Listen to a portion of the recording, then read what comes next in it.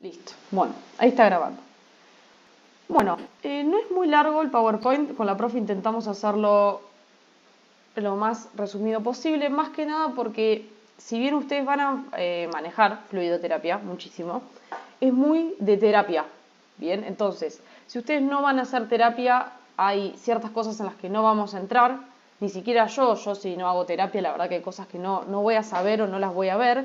Pero sí cosas básicas de fluidos en general y más que nada también que es un shock, porque como les dije, la materia no es solo farmacología, también sino patología. ¿Bien?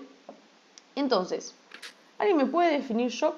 Es muy parecida a la definición de insuficiencia cardíaca. Muy parecida. ¿O alguien sabe qué es shock? ¿Alguna vez leyó? ¿Se imagina qué es?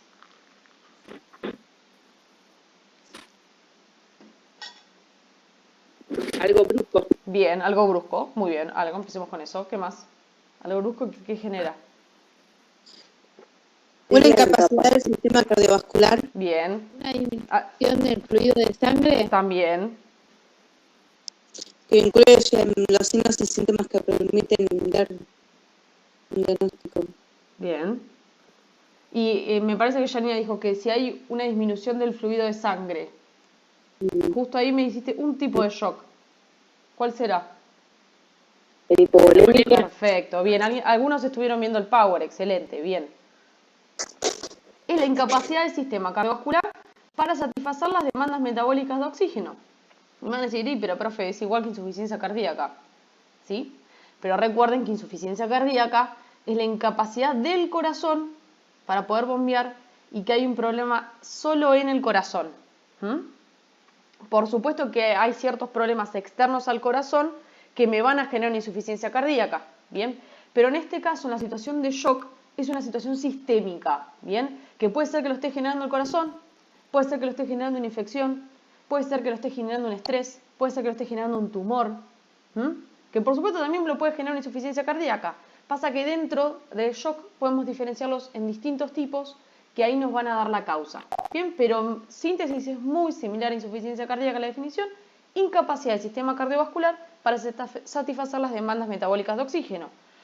¿Por qué tan esencial el sistema cardiovascular? Porque si nosotros no tenemos oxígenos y nutrientes en los tejidos, ese tejido no es viable. Bien, que es lo que ya venimos viendo bastantes veces. Entonces, desde el punto de vista de la práctica clínica, como decían, usted tiene que tener signos y síntomas para que digas que es un shock. Entonces, es un estado en el que la circulación es incapaz de suministrar suficiente oxígeno para satisfacer la demanda, resultando que una disfunción celular, como les dije, si yo no llevo oxígeno o metabolitos, nutrientes, esa célula no va a poder vivir. ¿Cuál es el resultado? Un aumento del lactato, es decir, que hace acidosis láctica, ¿sí? Que es como el plan B que se le ocurre a la célula para sobrevivir. Y en el caso que haya lactato, genera una situación nueva en el cuerpo a la cual no está acostumbrado. Por ejemplo, el lactato puede generar una situación de acidosis, es decir, que el pH corporal sea menor al normal. Nosotros tenemos un pH neutro, más o menos de 7,3, 7,4. Estos van a ir pHs por debajo de esto, ¿sí? ¿Qué vamos a ver en estos pacientes? Piel moteada, acrocianosis. Acros son de las manos y de los pies, bien, son las extremidades bien periféricas. Tiempo de relleno capilar lento, o sea, ustedes van a presionar el dedo del paciente y van a ver que para que vuelva a su color normal va a tardar. Y un aumento del gradiente entre la temperatura central y periférica. ¿Por qué? Porque van a tomar temperatura a nivel, por ejemplo, axilar y rectal y va a haber diferenciación. ¿Bien? Dependiendo de qué shock va a haber ciertos grados de diferencia, no importa. Ahora, sí sepan esto, piel moteada, acrocianosis, acuérdense, acro de manos y pies, tiempo de relleno capilar lento, el tiempo de relleno capilar se recontrausa y el aumento de gradiente entre la temperatura central y periférica. ¿Bien? Ahora veamos, pensé que ya venían los shocks. En general, ¿qué clínica tiene? Por supuesto, hipotensión. Si nosotros estamos diciendo que el sistema no puede abastecer las necesidades de oxígeno y nutrientes de los tejidos, hay cierta disminución de la tensión. Signos clínicos de hipoperfusión tisular, ¿sí?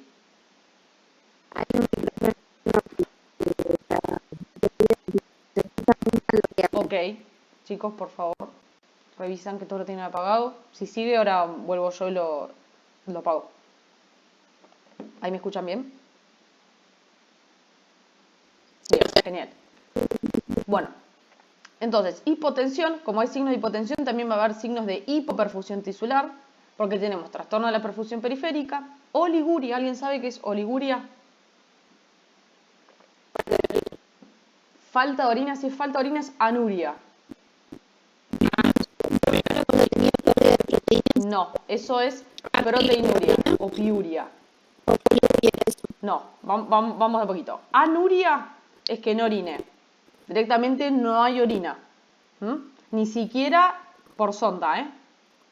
No hay orina. Oliguria es disminución de la excreción de orina. ¿Bien? Poliuria es que hace muchas veces pis y bastante cantidad. Piuria, o en realidad, si piuria es cuando hay leucocitos o glóbulos blancos en la orina. Y cuando me preguntaron si había proteínas, es proteinuria. No, son todos los nombres re parecidos. En este caso es oliguria, es disminución de la excreción de orina. Eso ya a mí me tiene que decir, ojo, ¿qué está pasando con el riñón? Obviamente que si hay una situación de anuria, siempre es de gravedad o hay una obstrucción lo suficientemente grande como para impedir totalmente que pase la orina. Si hay proteinuria, eso significa que hay daño glomerular, porque las proteínas no deberían pasar por el glomérulo. ¿Bien? Y poliuria, por ejemplo, cuando usan diuréticos. Bien, en este caso tenemos oliguria, disminución de la cantidad de excreción de orina. Alteración del estado de conciencia. ¿Qué les dije? La célula que menos dura sin oxígeno es la neurona. 30 segundos y se muere. ¿Bien? E hiperlacticidemia, ¿bien? Porque dijimos que como la célula no le llegaba oxígeno y nutrientes, lo que hacía es producir ácido láctico. Por consiguiente tenemos una concentración aumentada de ácido láctico en sangre. Cuando ven hemia es de sangre. ¿Bien? Entonces, hipotensión, hipoperfusión tisular, trastorno de la dentro de la hipoperfusión, trastorno de perfusión periférica, oliguria y alteraciones del estado de conciencia. ¿Bien? ¿Alguna duda hasta acá? Es simple, ahora vamos a cada shock. Bien, clasificación de los tipos de shock, esto se toma. Los tipos de shock, ¿bien? Es simple, no entramos ni en valores ni en nada muy específico. Shock hipovolémico. Hipovolémico, disminución del volumen. Entonces, es la consecuencia de disminución de volumen intravascular con la consiguiente caída de la precarga. ¿Alguien se acuerda que era la precarga que lo vimos en insuficiencia cardíaca?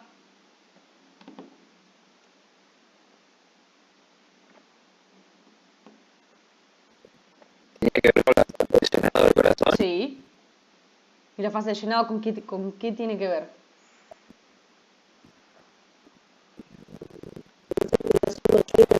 Bien, perfecto, la circulación mayor. Y la fase de llenado es cuando se dilata y el ventrículo derecho que recibe. Bien, bien. ¿Y qué vaso lleva la sangre carboxigenada de todo el cuerpo? ¿Qué vasos? Al corazón derecho.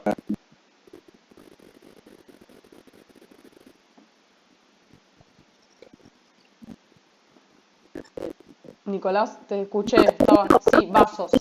Lo dijiste bien.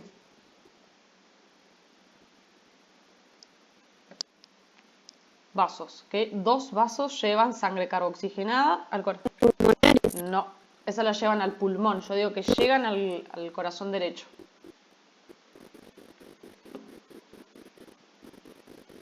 Las venas cavas, superior e inferior. Exactamente, las venas cavas llegan a la aurícula derecha y de la aurícula derecha pasan al ventrículo izquierdo, ventrículo derecho, perdón, estoy hablando re malo, y de ahí, como bien creo que dijo Camila, creo que está hablando, van de la arteria pulmonar al pulmón, ¿sí?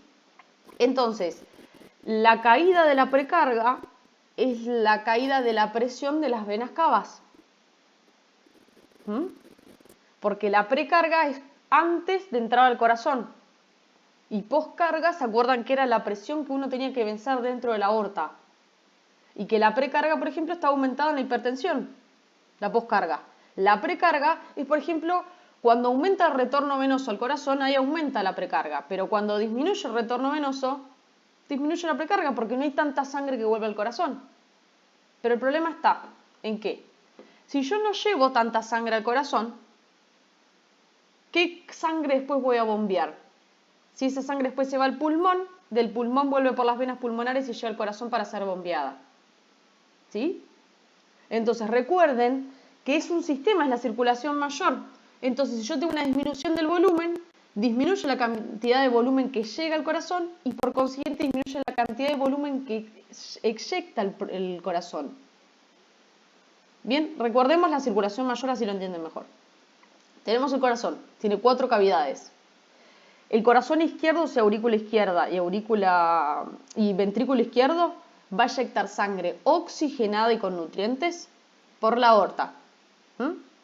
La aorta sale, hace aorta ascendente, callado aórtico, aorta descendente, y va a dar un montón de colaterales que esas van a ir a todos los tejidos. ¿Hasta ahí vamos bien? ¿Se acuerdan de eso? Bien. Ahora, cuando llega a los tejidos, se forman capilares, que son arterias muy, muy finitas, que se anastomosan con capilares venosos también muy, muy finitos. En los tejidos se realiza, deja el oxígeno, vuelve dióxido de carbono y desechos y pasa a la sangre venosa. Bien, por la sangre venosa vuelve, recuerden que ya hablamos de drenar y no irrigar, irrigar es de arteria, drenar es de vena. Bien, las venas vuelven, en este caso, por ejemplo, si estamos hablando de miembro inferior, siempre las venas las vamos a describir desde los pies hacia arriba.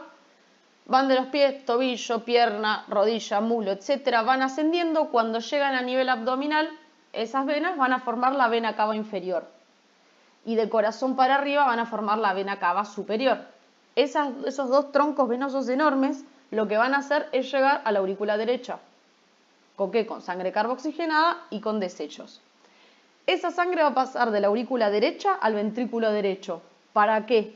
Para irse por la arteria pulmonar, que recuerden que es la única arteria que lleva sangre carboxigenada, ¿a dónde? A los pulmones, para hacer hematosis, es decir, para hacer el famoso intercambio gaseoso. Bien, una vez que realiza la hematosis, vuelve por las venas pulmonares, que otra excepción, son las únicas venas que llegan sangre oxigenada, ¿a dónde?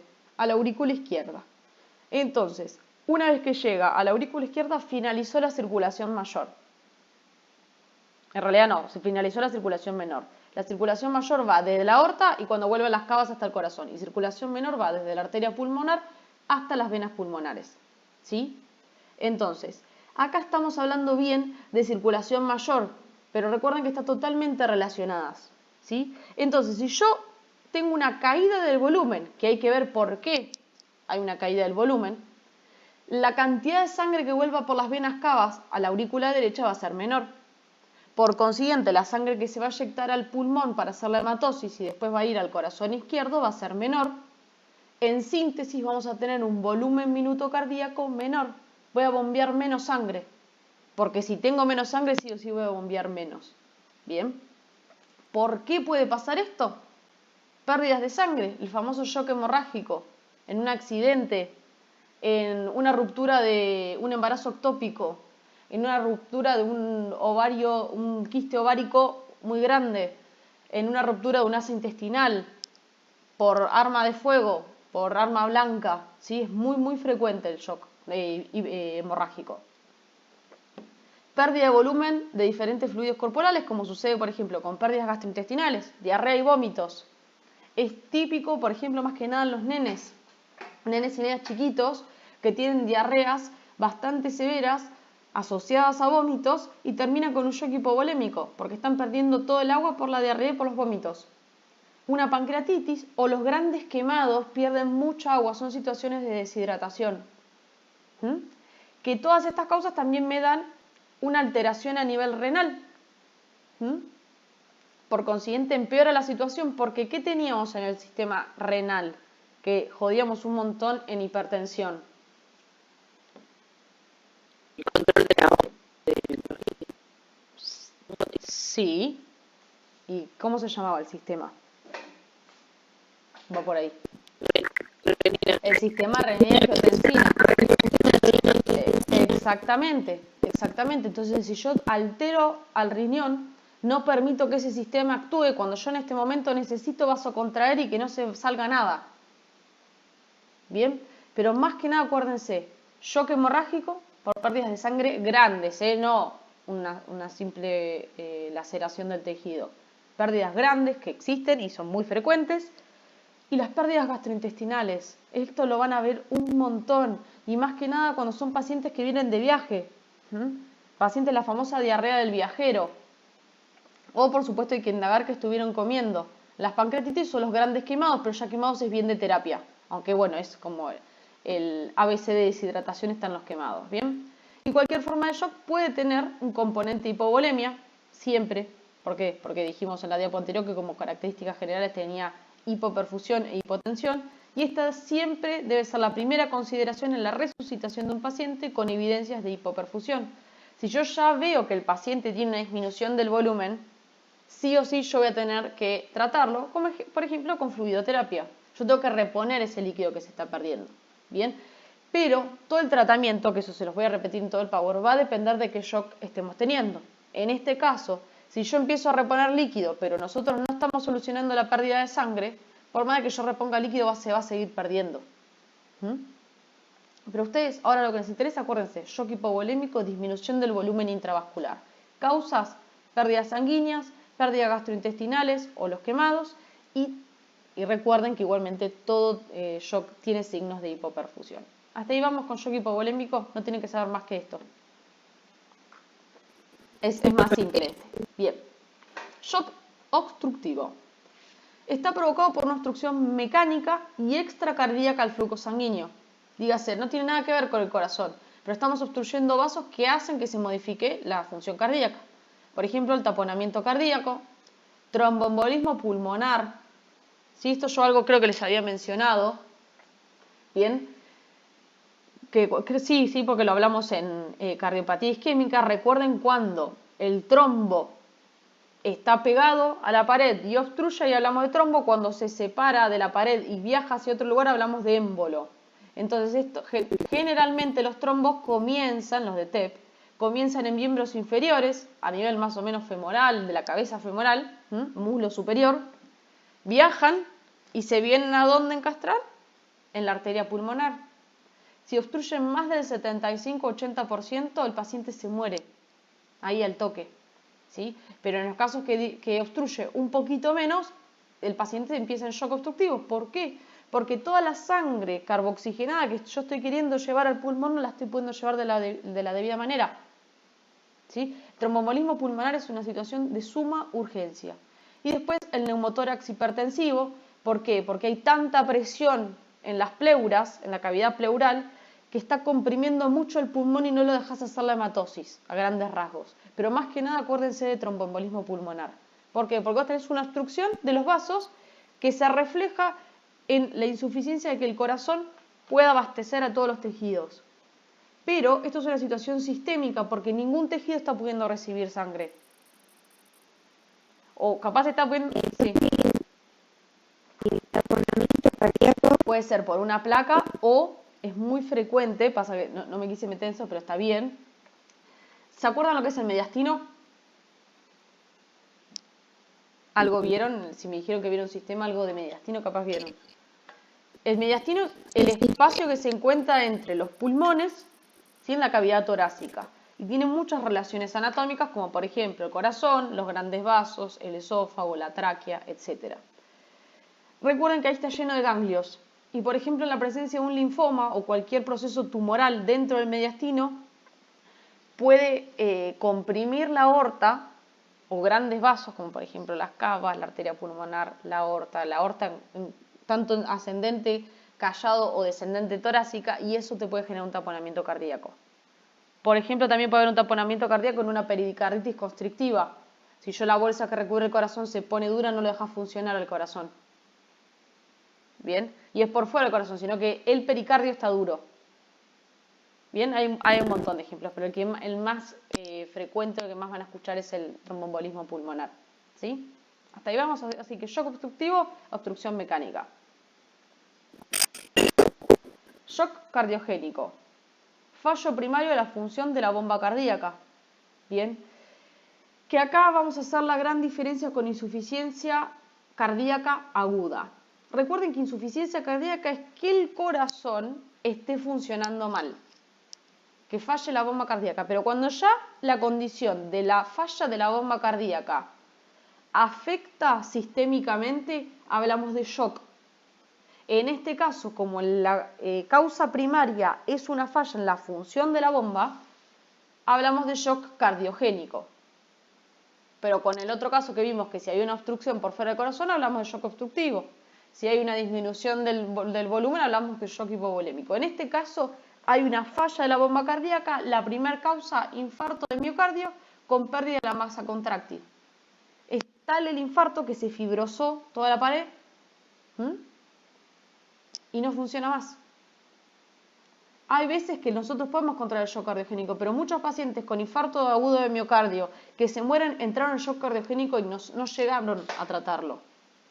¿Sí? El shock es la medida que uno siempre tiene que evitar en cualquier patología. Es como lo último, ¿bien? Porque falla todo a nivel sistémico. Una cardiomiopatía, es decir, que haya una afectación en la contractilidad cardíaca, y esta la reduzca. Obstrucción de la eyección ventricular, como por ejemplo una estenosis.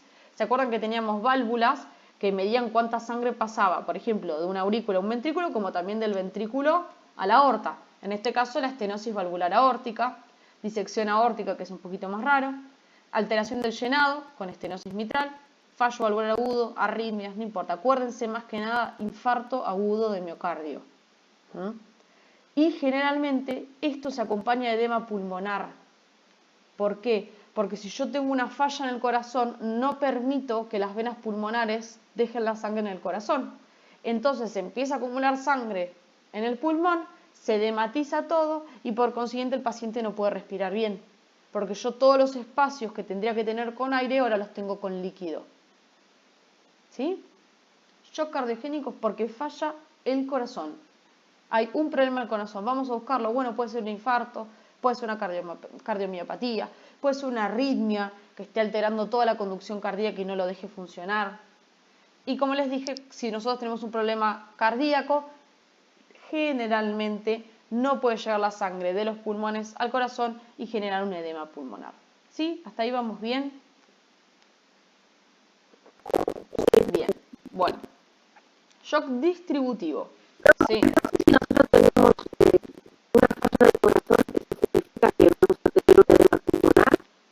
No. Dependiendo qué falla en el corazón tengan y cuánto le esté impidiendo a las venas pulmonares dejar la sangre en el corazón.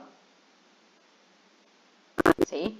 Si ustedes tienen una hipertrofia ventricular por hipertensión, por ejemplo, que es lo más frecuente, y no ya estamos yendo a algo tan grave, sí, va a haber menos sangre, pero siempre el edema pulmonar viene en el proceso agudo, no por una patología crónica.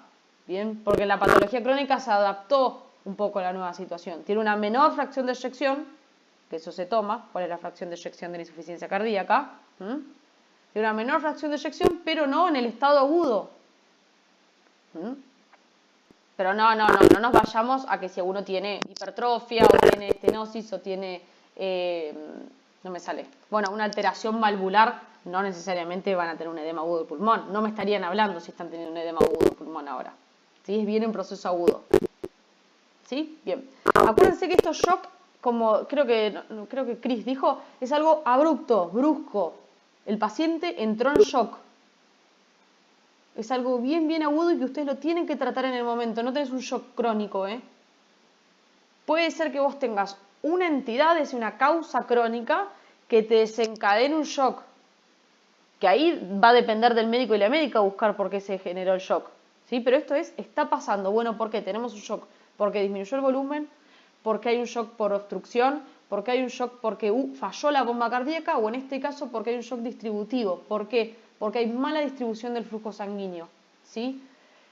Y acá viene que la entidad más frecuente y relevante, y por su alta mortalidad, es el shock séptico, al que todo médico o médica teme, porque es una situación de extrema gravedad y urgencia, ¿sí? En el cual, exactamente, cuando las infecciones ya se pasan de mambo y en vez de ser, por ejemplo, una infección del pulmón que se quede ahí, esa infección se hace sistémica y me altera todo el cuerpo, dándote que alto volumen minuto cardíaco a comparación de los otros shock. Intentás, bombean un montón porque hay mucha inflamación y baja resistencia periférica, es decir, tenés todos los vasos dilatados, a diferencia de otros tipos que tenés bajo volumen y alta resistencia periférica. Recuerden, el shock séptico es la excepción a todo que está dentro del shock distributivo, porque el shock séptico se va a encargar... ¿Cómo?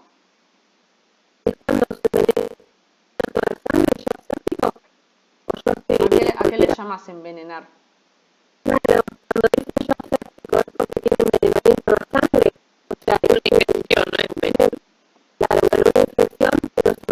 Exactamente. Puede ser que esa infección se haga sistémica y no llegar a la sepsis. ¿Sí?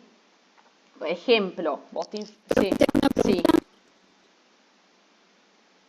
¿Es alta resistencia periférica o baja? En el shock séptico baja. En los demás shock alta. Porque ahí dice alta, por eso. Acá, el volumen cardíaco y baja resistencia y los otros shock alta resistencia. ¿Sí? Vamos de vuelta. Vos te podés infectar con el bicho X, bacteria, virus, parásito más raro, quedémonos con bacteria y virus. ¿Sí? Ejemplo, tuberculosis. Vos la tuberculosis, todos los que estamos acá, estamos infectados con tuberculosis. Ahora, depende de cada sistema inmune, qué hacemos con esa tuberculosis si te la volvés a contagiar. ¿Bien? Puede ser que esa tuberculosis se resuelva, que la destruye tu sistema inmune, o se vaya a todos los órganos y te haga una tuberculosis sistémica. No necesariamente que haya tuberculosis por todo el cuerpo te lleve una sepsis. Una sepsis es cuando ya son criterios clínicos y son un montón, pero a grandes rasgos es cuando la cantidad de infección es tan grande como para generar un desajuste a nivel sistémico. Ahora, si esa sepsis está muy relacionada con shock, es como que no hay una diferencia ahí muy clara. Cuando ya tenés falla de todo el cuerpo por la infección, hablamos de shock séptico, pero lo que tiene una infección es que genera inflamación. ¿Algo de inflamación en biología vieron? ¿Alguito? ¿Saben qué es? Nada. La inflamación es una defensa. Es una defensa del sistema inmune, perfecto. ¿Saben qué tipos de inflamación hay?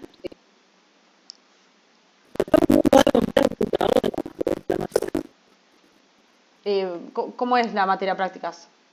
Tienen muchas prácticas. Yo no sé, chicos, todo el cronograma de materias que tienen. ¿Ven patologías también en práctica?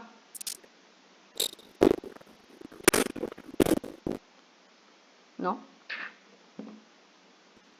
Bueno, pero algo de inflamación están viendo. ¿Qué tipos de inflamación hay? Que capaz lo han escuchado no necesariamente estudiando la carrera.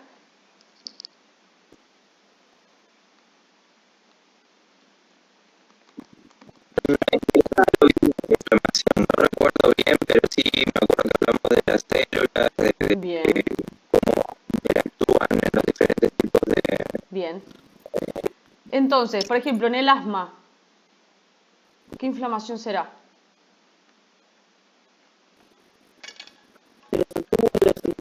¿Cómo? De los bronquios, bien. ¿Y es algo que pasa de la nada o lo tenés hace bastante tiempo? Desde muy chico. Entonces es una inflamación crónica. Mucho tiempo eso. En este caso tenemos una inflamación aguda. Definición de inflamación, como dijeron, es la reacción del sistema inmune ante una noxa. Esa noxa puede ser cualquier cosa. Elementos extraños, como puede ser ácaros, polvo, que el nene se trague una pila, que se trague un chiche o que nosotros nos traguemos algo, hasta una bacteria, un virus, un parásito, lo que sea que viene a hinchar al organismo, ¿sí? En este caso estamos ante, por ejemplo, una infección de una bacteria, supongámosle, que genera una situación de inflamación aguda y siempre que hay inflamación vamos a tener vasodilatación. ¿Por qué? Porque vos querés que vaya toda la sangre a ese lugar de infección. ¿Y por qué quiere que vaya toda la sangre a ese lugar de infección? Porque ahí lleva todas las células del sistema inmune para combatir a ese bicho. En los otros shock no les interesa combatir a nadie. En este caso estamos intentando erradicar algún tipo de microorganismo que esté generando esta nueva situación. ¿Por qué aumenta el volumen minuto? Porque como les digo, yo intento llevar mucha sangre al lugar, porque yo llevando la sangre llevo células del sistema inmune para que ataquen, a ejemplo, la bacteria. ¿Sí? Entonces, recuerden, a diferencia de todos los otros shocks que vimos, acá tenemos alto volumen minuto cardíaco y baja resistencia.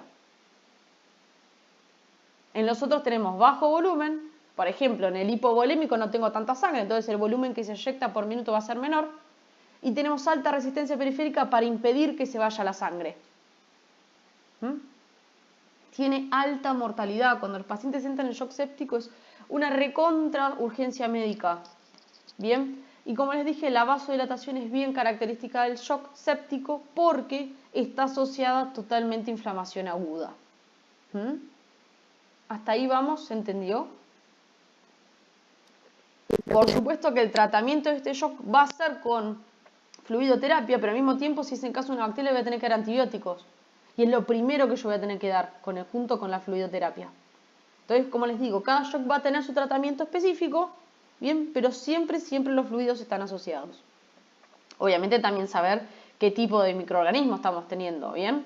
Hay veces, por ejemplo, el COVID, nosotros no tenemos que yo sepa, no sé si los pacientes han entrado en shock séptico con COVID, pero con los virus no tenemos un fármaco específico para los virus. Hay retrovirales, pero tardan un poco más. En cambio, con las bacterias nosotros damos un antibiótico y podemos controlarlo. Bien.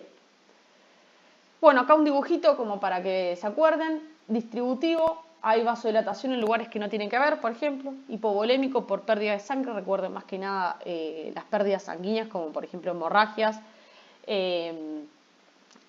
los accidentes, los primeros en lo que son shock hipovolémico, y después puede haber condiciones como por ejemplo ruptura de intestino, más raro, disección aórtica, raro pero pasa, ruptura de embarazo ectópico, ¿sí? Y otra cosa, en shock tanto hipovolémico como shock séptico, abortos. Abortos mal hechos, las mujeres se mueren por shock séptico. Bien, por los instrumentos que se utilizan para abortar no están lo suficientemente esterilizados, infectan a la paciente y generan un shock séptico. Asociado a un shock hipovolémico, como les dije, todos los shocks conllevan una disminución del volumen. Pero en el caso del shock séptico tenemos vasodilatación. Entonces, además de tener una disminución de volumen, yo vasodilato todos los vasos y no estoy impidiendo que se vaya la sangre. Shock cardiogénico, hay una falla en el corazón. Y shock obstructivo, por ejemplo, acá fíjense el taponamiento pericárdico, se te fibrosa todo el pericardio, por ejemplo, post una infección. Una de las resoluciones de la inflamación crónica es la fibrosis del tejido e impide que el corazón bombee de la manera necesaria. ¿Se entendió hasta ahí? ¿Tienen alguna duda? ¿Quieren que volvamos a ver algún shock? ¿O estamos? Bien, perfecto. Bien, ¿cómo actuamos? El shock cardiogénico. Sí. Bien, el shock cardiogénico es porque hay una falla en el corazón. Dígase un infarto. Pero no un infarto chiquito, un infarto que me afecta la suficiente cantidad de pared del corazón como para impedir que bombee. ¿Sí? Entonces, vamos a volver a la diapo, creo que era por acá. ¿Sí? Entonces, nosotros dijimos que la definición de shock en general es la insuficiencia que tiene el sistema cardiovascular para abastecer las necesidades de oxígeno a nivel de los tejidos periféricos. Bien, entonces, si mi órgano protagonista que bombea la sangre, tiene un infarto, que acuérdense que infarto es necrosis de las células, es decir, de muerte patológica de las células, lo que sigue después de la muerte de las células es la fibrosis del corazón. Si se fibrosa gran parte de la pared, no va a poder bombear porque esa pared no sirve, no tiene función. Otro caso, cardiomiopatía, que se infecte todo el corazón y que altere la contractilidad. Tampoco, yo no voy a estar pudiendo bombear la cantidad de sangre necesaria. Que haya estenosis es que esas válvulas que controlan el flujo sanguíneo estén tan duras que no se abren ni se cierran bien. entonces tampoco estoy dejando pasar la cantidad de sangre adecuada. Que haya una arritmia cardíaca es que esa cavidad cardíaca esté bombeando o esté latiendo más de lo normal y por consiguiente siempre lleva una alteración de lo que es todo el orden de bombeo del corazón, por consiguiente baja la cantidad de sangre que se bombea o bombea mal. A veces que bombea más, otras veces que bombea menos. Pero para no confundirlos, quédense más que nada con infarto agudo de miocardio, que eso ya lo vimos. Se murieron las células de esa pared cardíaca, donde justo se infartó, ¿no? Pasamos a tener fibrosis. Dependiendo de cuánta fibrosis tenga esa pared, puede entrar en shock cardiogénico. ¿Por qué? Porque si falla tanto la capacidad de contractilidad del corazón, impedimos mandar sangre a todo el cuerpo, entramos en shock. Por supuesto que si yo no puedo contraer y dilatar correctamente el corazón, podemos también impedir que drenen las venas pulmonares en el corazón y generamos un edema pulmonar. ¿Se entiende? Pero es más que nada que falle el corazón. Problema bien intrínseco del corazón. Después vemos cuál es la causa, o porque fue un infarto, porque fue una infección, o que fue por una estenosis, una arritmia. ¿Bien? Pero el corazón no funciona. ¿Bien? ¿Se entiende? ¿Algo? Sí. Bien, genial. Bueno. Entonces, primero resucitación inmediata, antes del diagnóstico. No importa si es un shock hipovolémico, el que sea, vos vas a ir a tratarlo, le vas a ir a dar fluidos, y en el momento en que vos estás estabilizando un poco al paciente, ahí te fijás qué está pasando. Bien, porque si yo estoy esperando a darme cuenta si es séptico, si es hipovolémico, si es distributivo, si lo que sea, se me muere el paciente. Porque la situación de shock, como les dije, es una urgencia. Después, no es que esperás 3 horas, no, lo haces ahí, le pusiste los fluidos, arrancás a ver qué está pasando, ¿bien? O capaz ya en el momento en que entró el paciente te das cuenta qué tipo de shock está teniendo, ¿sí? Ves hemostasia, control del foco, antibióticos en caso de ser necesario, revascularizás en caso de ser necesario, esto es bien de medicina. Y acá tenemos dos, esta es ventilar, hacer la infusión sanguínea y controlar la función de bomba. No se acuerden tanto de la VIP, sí la ABC, que es, como lo dice, el ABC es D y E también, y más que nada se usa para los accidentes. Primero tenés que ver que la vía aérea esté permeable. Es lo primero que siempre tienen que ver en un paciente. Y esto también lo tienen que saber ustedes para su vida en general. Bien, a veces el médico o la médica lo va a ver, otras veces capaz lo ven ustedes. Lo primero que tienen que ver es que la vía aérea esté permeable. Dígase que ven que el paciente está respirando. No importa si está respirando mal, porque no va a estar respirando hermoso en ese momento, pero sí que esté pasando el aire. Que haga bien el intercambio gaseoso. ¿Sí? Una vez que ustedes ponen, por ejemplo, lo intuban al paciente, que se fijen que está respirando realmente bien y después ver cómo está la circulación. Por ejemplo, signos de hipoperfusión. Le aprietan el dedo, ven que capaz ya tiene acrocianosis. Bien, va a depender de cada cuadro.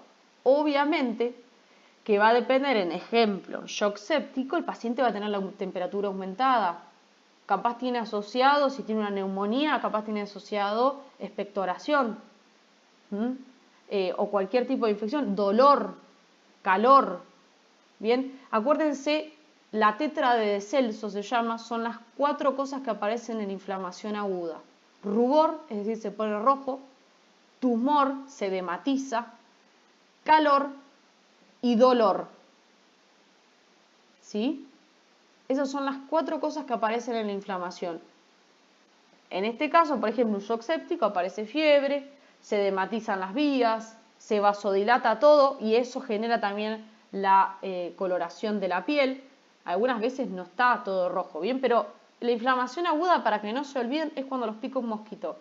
¿Qué les pasa en la piel? Si se tocan la picadura, está aumentada de tamaño, tumor.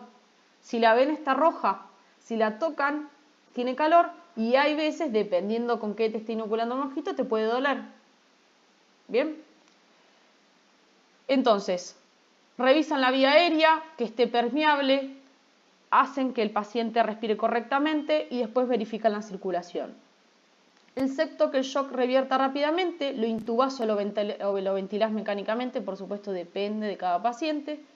Y siempre ponemos una vía venosa central y arterial. Lo ideal es poner una vía venosa central. Va a depender del paciente, ¿no? Bien, generalmente los fluidos en estas situaciones lo mejor es hacerlo por vía central, pero hay que ver si el paciente está muy inquieto, ¿cómo hacemos para ponerle una vía central? Le pondrán una vía periférica. Va a depender siempre del paciente. Bien, pero lo primero que hacemos es resucitarlo. Farmacoterapia, ¿hasta ahí vamos bien? Bien, bueno. Escuchen. Farmacoterapia de shock, como les dije, es muy largo, tiene un montón de cosas, es bien de terapista. Ustedes tienen que saber lo que está acá en el PowerPoint. No se enrosquen más de esto y dentro del PowerPoint yo les recalco qué cosas tienen que saber bien, ¿sí?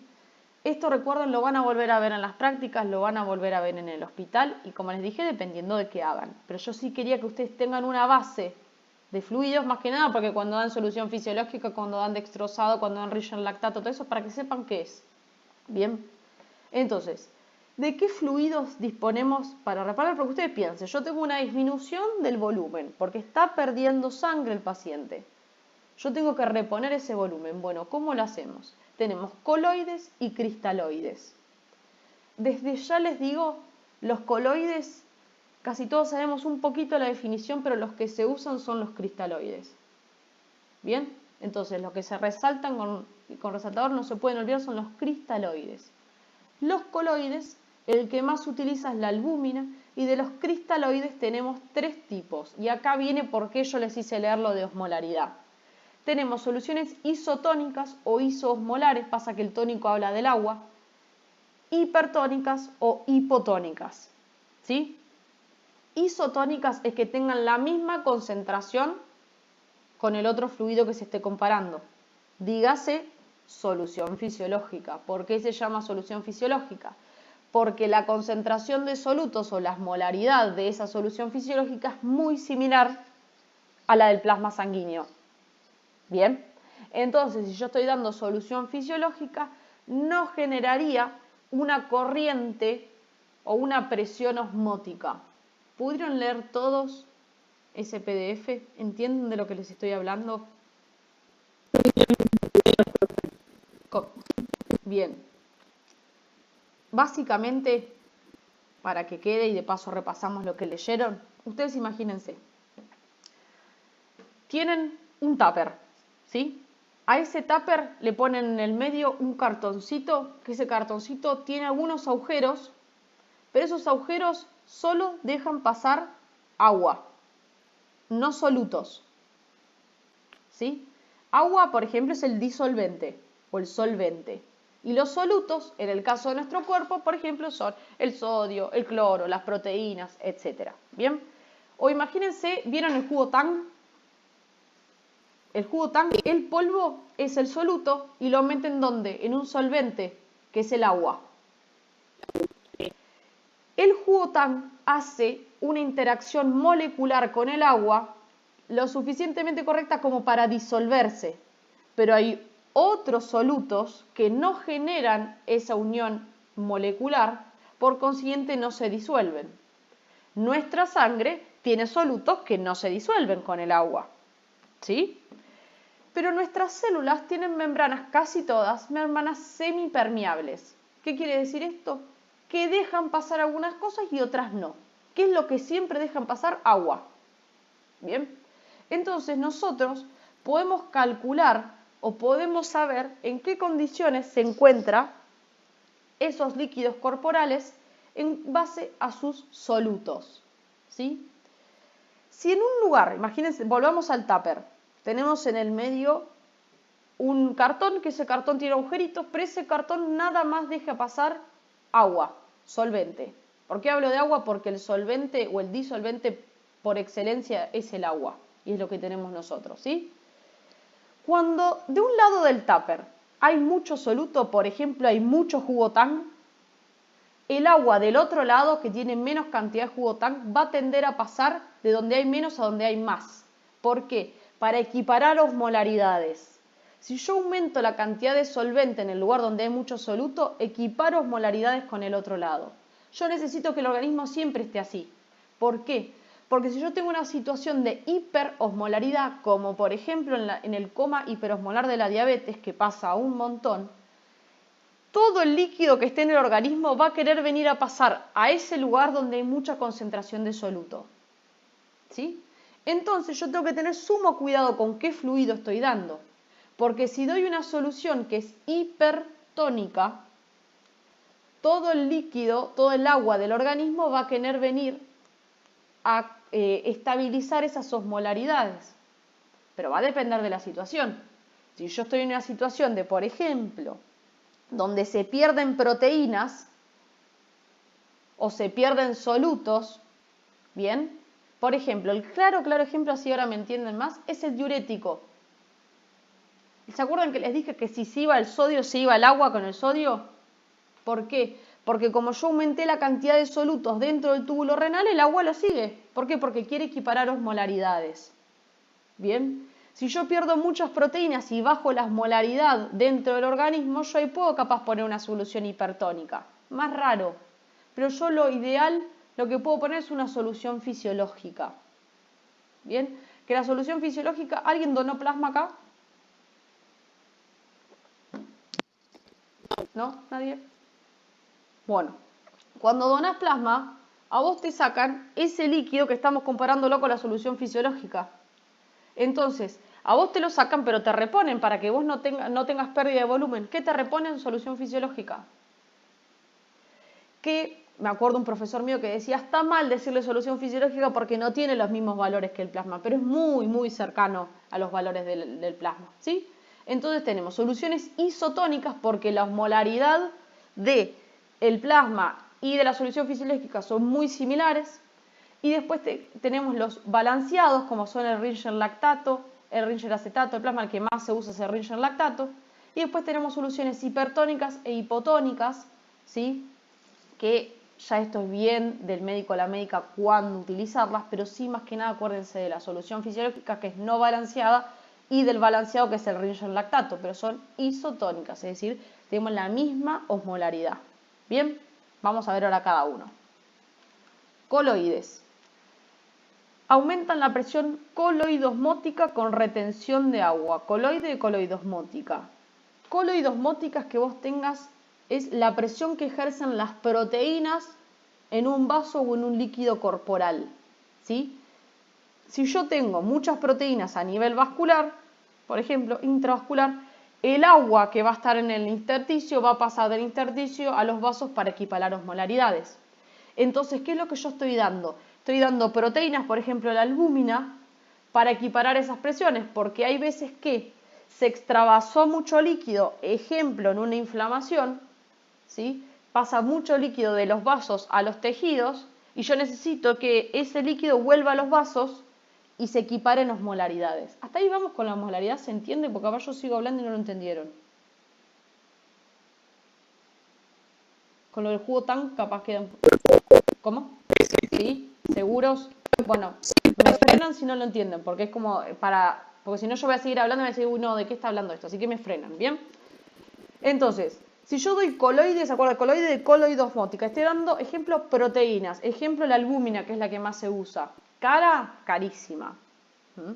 Yo doy proteínas y aumento la presión que hay dentro del vaso para que el líquido que estaba afuera entre al vaso.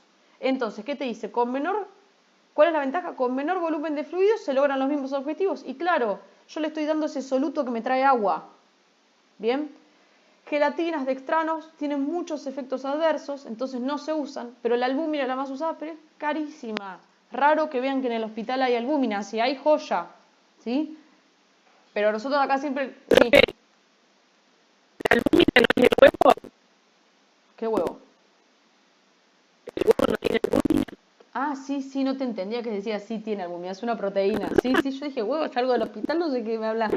No, sí, la albúmina es una proteína esencial, bien, nosotros tenemos albúmina en todo el organismo. Si vemos albúmina, esto siempre recuérdense, si ven albúmina en la orina, está totalmente fallando el riñón. La albúmina es una proteína muy grande, entonces genera mucha presión coloidosmótica. Entonces yo doy, o sea, esto por supuesto todo es intravenoso, como dijimos, vía central o vía periférica. Lo ideal sería una vía central. Yo doy la albúmina, está dentro del vaso y con mi mismo líquido, con el mismo líquido que yo tengo en mi organismo, lo llevo del intersticio hasta el vaso, ¿sí? Nosotros siempre ponemos acá las evidencias que haya porque tenemos ensayos clínicos en los que se han demostrado esto, ¿bien? No es que yo les digo, no, porque solo porque se usa más acá en Argentina. No, hablemos de la generalidad de si está más o menos recomendado, ya después que hay en la cancha es otra cosa. Pero sí les puedo decir que es muy cara la albúmina. Pero yo no necesito reponer tanto líquido porque, como les digo, como genero tanta presión coloidosmótica dentro del vaso, vengo a traer todo el agua. ¿Se entiende? ¿Se usan? Poco y nada. Capaz en los privados. No he visto casi nunca en los hospitales públicos que haya coloides, ¿sí? Conclusión. Los coloides, según estudios y agencias, sin ventajas en la eficacia, tienen muchos efectos adversos. ¿Por qué? Como les dije, la albúmina en el riñón no está buena. Bien, lesiona mucho el glomérulo. Entonces tiene aumento de la mortalidad, tiene fallo renal, no siempre, pero bueno, sí tenemos que tener en cuenta que, por ejemplo, las gelatinas o dextranos tienen muchos efectos adversos, tienen mucho costo, ¿sí? Y mira, ya en Europa las sacaron y las dejaron de usar, ¿viste? Si de vuelta, si ponemos en la balanza, si me generan tantas afectaciones renales y de las 4 que tenemos ya 3 no podemos usar, la verdad que no están buenos, pero no dejan de existir, ¿sí? Acá en Argentina hay algunos coloides, habría que preguntar a los terapistas si las usan, yo creo que no, o por lo que tengo entendido que no, ¿sí? Vayamos bien a los cristaloides, que esto es lo que más ustedes van a utilizar, ¿bien? Son soluciones que tienen iones con una concentración indeterminada de iones y, por ejemplo, tenemos la solución fisiológica y las balanceadas. Recuerden que la solución fisiológica es no balanceada y el único ion que tiene es el cloro, que está el único que tiene un poquito de concentración mayor al plasma. Por eso es como yo siempre les digo, mi profesor decía, no, la solución fisiológica no es igual al plasma. ¿Por qué? Porque la concentración del cloro es un poco mayor a la concentración del cloro del plasma. Pero la verdad que es mínima y no genera tantas alteraciones, ¿sí? Entonces, solución fisiológica es no balanceada, tiene un poco más de cloro que el plasma. Ahora, las balanceadas, la concentración de cloro es más cercana a la plasmática, pero debe unirse otro anión, por ejemplo el sodio, para mantener el equilibrio electrostático de la solución. O sodio o lactato, ¿sí? No importa lo que es equilibrio electrostático, eso es bien de biología. Si sepan que la solución fisiológica tiene un poquito más de cloro y la balanceada, además de cloro, le tenemos que dar otro anión más para equiparar esas presiones que tienen, ¿sí? Acá les puse una comparación, no tienen que saber los valores, ¿sí? Para que vean las diferencias. El Ringe, el lactato, recuérdense que es balanceado y la solución fisiológica es no balanceada. ¿Qué criterios tenemos que ver? La osmolaridad, el contenido de cloro y la diferencia de iones fuertes. Ejemplo, si yo tengo una situación de hipercloremia, es decir, tengo mucho cloro en el organismo, no le voy a dar solución fisiológica que tiene más concentración de cloro. Le voy a dar capaz, paren que vuelva a la diapo, una balanceada que tiene concentraciones más cercanas al plasma y no aumento esa hipercloremia. Por eso les digo, dependiendo de qué paciente que estemos teniendo. ¿Cómo vemos eso? Como por ejemplo con un ionograma, ¿sí? Entonces, en síntesis, ¿qué podemos decir de los cristaloides? Las soluciones con cloro aumentado llevan a la acidosis hiperclorémica. Acidosis, como les dije, hay una disminución del pH a nivel sistémico. ¿Alguien pudo leer algo de pH? Sé que eran muchos textos. Pero pH es... Bien, perfecto, es la concentración de protones que nosotros tenemos en el organismo. Si hay una situación de acidosis, no está buena, nosotros tenemos que tener un pH neutro, ¿sí? Pero por ejemplo, el estómago es un ambiente ácido. Nosotros ahí adentro necesitamos que tenga un pH menor, pero a nivel sistémico no. Entonces, como les digo, si ustedes ya tienen una situación de hipercloremia y le estamos dando cloro, aumentan el riesgo de tener más cloro y generar una acidosis, lo que provoca un estado proinflamatorio con daño tisular. Y dice, en estudios de hipercloremia se asocia nefrotoxicidad y una mayor mortalidad. Entonces, ojo, hay que ver cuándo usar la solución fisiológica, cuándo usar el Ringer lactato, dependiendo de cada situación. Si el paciente tiene valores en el ionograma normales, le podemos dar una solución fisiológica, ¿sí? La resucitación con balanceados, dígase Ringer lactato, disminuye la mortalidad en estudios. Sin embargo, la evidencia actual no es concluyente, es decir, que no hay algo que te diga sí, usa las soluciones balanceadas, pero en lo que es la práctica clínica, lo que se ha habido, siempre se sugiere utilizar soluciones balanceadas para reanimar al paciente. En los casos estos de shock. Entonces lo ideal sería, por ejemplo, usar Ringer lactato. ¿Se puede usar solución fisiológica? Sí, pero recuerden que tiene mayores concentraciones de cloro que el plasma y me puede generar una acidosis con hipercloremia. Entonces lo ideal sería usar Ringer lactato. Sin embargo, como dice, a veces no están disponibles y son costosas. Bien, pero con un análisis y se los va a decir el médico o la médica. Eso no lo tienen que decidir ustedes, quédense tranquilos. Ahí si ustedes se pueden lavar las manos y decir, no, decime vos. ¿Sí? No, eso depende del análisis. Bien. Bien, ¿qué podemos decir? En enfermedades neurocríticas, esto, ahí se los explico y se lo tienen que acordar. No se deben usar soluciones hipoosmóticas por mayor riesgo de edema cerebral. ¿Qué es lo que pasa? Cuando hay, por ejemplo, un ACV o un tumor, un ACV, por ejemplo, ¿sí? Sea hemorrágico o sea isquémico, ¿bien? Si yo doy una solución hipoosmótica, todas las proteínas y células del sistema inmune que estén ahí yendo a ese ACV van a querer ir hacia la solución hipoosmótica porque tiene menor concentración de solutos. ¿Sí? Porque naturalmente van a querer equiparar osmolaridades. Pero ¿qué pasa? Si yo paso el agua o el líquido que está ahí en el ACV, me pasa al líquido intersticial, al espacio intersticial por fuera de la célula y me genera que haya líquido donde no tiene que haber. Yo el líquido acá lo estoy dando por vaso. Se extravasa y me genera un edema cerebral. Por consiguiente, si yo tengo aumento de la cantidad de líquido dentro del cerebro, me genera presión, empeora el cuadro. Entonces nunca hay que dar soluciones hipoosmóticas porque nuestro cuerpo va a querer ir a equiparar esas osmolaridades y me va a generar un edema cerebral. Nunca, nunca en situaciones... ¿Cómo? Te quería preguntar, no me saca el PowerPoint ¿No? porque no tengo señal, ¿no? ¿A los demás desaparece? Sí. Igual quédate tranquilo que queda grabado esto. ¿Sí? Bueno, cualquier cosa si no se ve me avisa.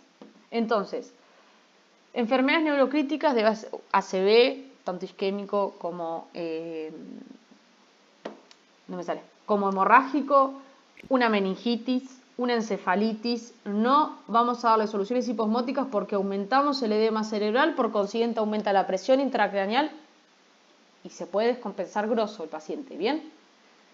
Reanimar con soluciones hipertónicas no sería lo adecuado. ¿Por qué? Porque si yo estoy cambiando la osmolaridad, ya de por sí el cuerpo está intentando equilibrar todo. Si yo a su vez le estoy dando concentraciones osmolares distintas, el cuerpo además va a querer equiparar eso.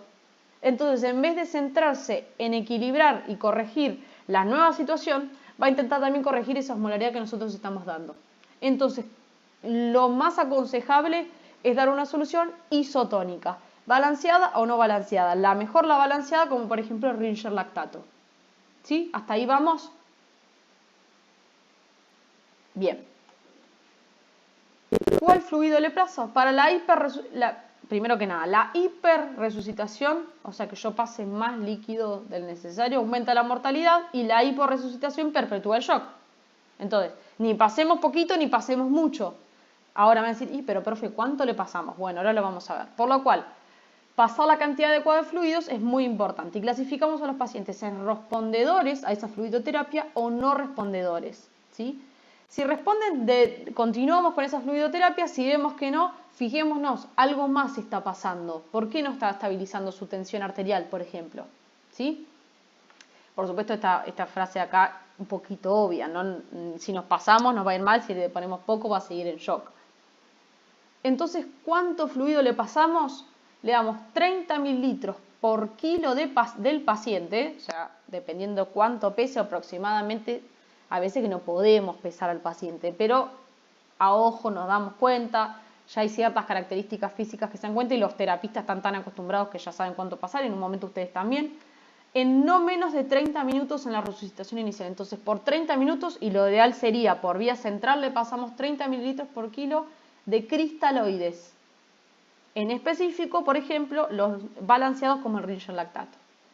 Y esto es esencial. Si no logro estabilizar la presión arterial media, es decir, por encima de 65 milímetros de mercurio, la presión arterial médica es la relación que yo hago entre la presión arterial sistólica y diastólica, el número es 65. Si no logro aumentar un valor más de 65, pasamos al siguiente paso, vasopresores. Es decir, yo hice fluidoterapia. Fluidoterapia, dígase, le di cristaloides. Le dimos en 30 minutos y el paciente sigue con la misma tensión arterial. No le aumentó. ¿Qué está pasando? Bueno, pasemos al plan B, que es darle vasopresores. ¿Qué vasopresores disponemos? Dopamina, adrenalina, noradrenalina, vasopresina y fenilefrina. Hay veces que ya se dan cuenta de que el paciente capaz con los fluidos no va a mejorar y ya le dan vasopresores, ¿sí? Pero ordenadamente, ¿cómo sería? Le dimos fluidos, no funcionó, entonces empezamos a darle vasopresores. ¿Cuál usar? No hay diferencias en la mortalidad entre ellos. Obviamente los estudios siempre de farmacología se fijan si alguno tiene más o menos mortalidad, si han demostrado disminuir alguna patología. Como siempre vino, yo les repetí en hipertensión. Los beta bloqueantes no se usan para hipertensión porque no demostraron disminuir el riesgo de ACV y los otros sí. Listo, ya hace que los otros aumenten el nivel y los otros no. Bien, en este caso todos no mostraron diferencias en la mortalidad. La dopamina tiene un mayor riesgo de arritmias que la noradrenalina y podría aumentar un poquito. Así que con la dopamina podemos tener cuidado. Adrenalina es vital en paros cardíacos y anafilaxia, pero tiene bastantes efectos adversos. Vasopresina no se recomienda como medida inicial, fenilefrina casi ni se usa.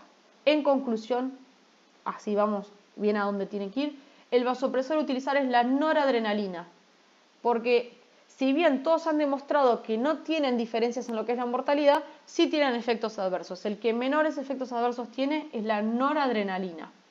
La dopamina es una alternativa en pacientes con bradicardia, es decir, que late menos el corazón.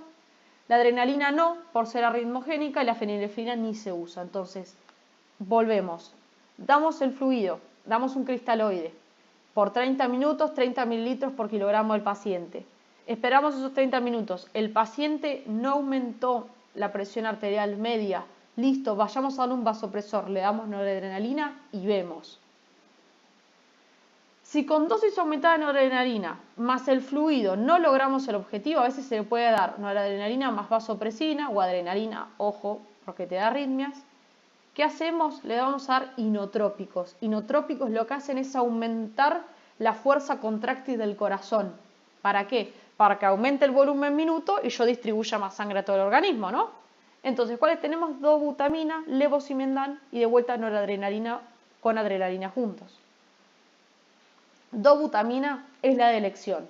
¿Para qué? Para bajar el volumen minuto cardíaco, es decir, si yo aumento la contractilidad del corazón, con solo una eyección del corazón capaz logro abastecer, ¿sí? Es después de la resucitación de los fluidos y ya que, yo resucité al paciente, se estabilizó, pero tiene signos de mala perfusión, dígase, oliguria. Si yo estoy orinando más, es que no está, menos, es que no está llegando tanta sangre al riñón, ¿sí? Ver la cantidad de orina que sale es ver de manera indirecta cómo está la volemia del cuerpo. ¿Por qué? Porque la orina es un filtrado de la sangre, ¿sí? Por ejemplo, eso es un signo. O por ejemplo, que presionen los dedos del paciente y vean que el relleno capilar es lento. Entonces, cristaloides, le dimos vasopresores, no se estabilizó, démosle inotrópicos, le damos dobutamina. El levosimendan es más caro, dependiendo si haya, pero lo ideal siempre es dar dobutamina. Y de síntesis, esto es lo que les digo. El paciente está en shock, sea el shock que sea. Le damos 30 mililitros por kilo de cristaloides en no menos en realidad, de 30 minutos. Sigue la PAM, que es la presión arterial media de 65, listo, le damos vasopresores, noradrenalina. Ojo porque te puede dar mucha bradicardia, no importa, se lo siguen dando. Sigue la presión en menor de 65, listo, le damos dobutamina y ahí vemos, ahí el paciente debería estabilizar o la consecuencia más grave sería que el paciente se muera. El shock es una situación de suma gravedad. Bien, hay veces que los pacientes con cristaloides resuelven, a veces con vasopresores resuelven y a veces con dopamina también. Dobutamina, ¿sí? Entonces, volvamos a los cristaloides. Acá. Los que siempre se usan son las soluciones isotónicas, no balanceadas o balanceadas. Lo mejor es utilizar Ringer lactato o Ringer acetato. Y después tenemos la solución fisiológica, que es no balanceada. Casi nunca se recomienda dar soluciones hipertónicas o hipotónicas. ¿Por qué? Porque yo estoy intentando que el organismo esté equiparando presiones, ¿sí? Ahora, puede ser, por ejemplo, en casos de alcoholistas, que a veces se dan solución dextrosada, glucosada. Hay ejemplos, hay un montón. Pero en este caso que estamos hablando de shock, siempre intentamos dar soluciones isotónicas para no desbarajustar esa osmolaridad, ¿sí? Recuerden, los coloides se usan poco y nada. De los cristaloides lo mejor es dar soluciones balanceadas porque no tienen mayor concentración de cloro y evitaríamos una acidosis hiperclorémica. ¿Qué más? Si tenemos solución fisiológica, lo único que tenemos, bueno, le damos solución fisiológica, lo mejor Ringer lactato. Nunca dar soluciones hipoosmóticas en situaciones neurocríticas, como por ejemplo una ACV, una meningitis, una encefalitis, porque aumentan el edema cerebral. Nunca hay que dar mucho fluido o dar poco. Si damos poco, por supuesto, seguimos con el shock. Tenemos pacientes que responden a esa fluidoterapia, otros que no. Detenemos la fluidoterapia y pasamos a darle vasopresores. En cuanto a la fluidoterapia, ¿cuánto le damos? Sí. Esto siempre tiene que ser bajo la orden del médico, Por ¿no? supuesto. Por supuesto. Siempre. Sí. ¿Cómo? Siempre en esos pasos. Exactamente, sí. Sí. Se le avisa al médico que no está funcionando para ver si se vuelve a pasar. Exacto. Igualmente, chicos, esta situación que es tan aguda, el médico o la médica no se despega del paciente. Esto pasa en minutos, O sea, vemos 30 minutos o menos, ya el terapista sabe, si ya van 20 minutos y el paciente sigue igual, capaz ya te dice, dale vasopresores. O capaz de una se lo da, porque ya sabe que ese shock no va a revertir. Esto sería lo teórico. Le dimos fluidos, después no aumentó la presión, pasamos a vasopresores, no aumentó, pasamos a inotrópicos. Bien. Pero sí está bueno ustedes sepan qué líquidos existen y cómo es el pasito. Pero esto todo lo indica el médico o la médica. Ustedes no se tienen que hacer cargo de nada de esto. Sí pasarlos, ¿sí? Capaz poner ustedes la vía central, ustedes pasar los líquidos, pero sí tienen que saber qué están poniendo. Entonces, sí. Lo ideal siempre en el shock es poner una vía central. Porque ustedes con la vía central se aseguran que al toque llegue a circulación mayor. En cambio, si en una vía periférica, tienen que hacer bastante recorrido para volver. Recuerden que si yo doy por vía endovenosa, el efecto va a ser inmediato, pero cuanto más cerca de la bomba cardíaca lo doy, mejor. Pero por supuesto que depende del paciente, qué tan quieto esté. Generalmente los pacientes que están en shock no están muy moviditos, ¿sí? Entonces pueden acceder a darle una vía central y generalmente esto se trata en urgencias y en terapia, muy simple, les ponen las vías centrales. Casi siempre lo ideal, eso perfecto Cris por hacerme acordar, vía central. Después si no ponemos vía central ponemos vía periférica, ¿sí? Recuerden que el shock es algo abrupto, agudo, y van a tener el médico o la médica al lado siempre, ¿sí? Pero ustedes capaz son los que pasan los fluidos. ¿Se entendió? De vasopresores, recuerden que el que más hay que usar es la noradrenalina y de inotrópicos la dobutamina. No tienen que saber cuánto. Lo único que tienen que saber cuánto es de cristaloides. 30 mililitros por kilo del paciente. ¿Sí? ¿Estamos bien? ¿Quieren que volvamos a ver algún tipo de shock? ¿Otra cosa más? Bien, listo. Bueno, dejo de grabar, aunque me...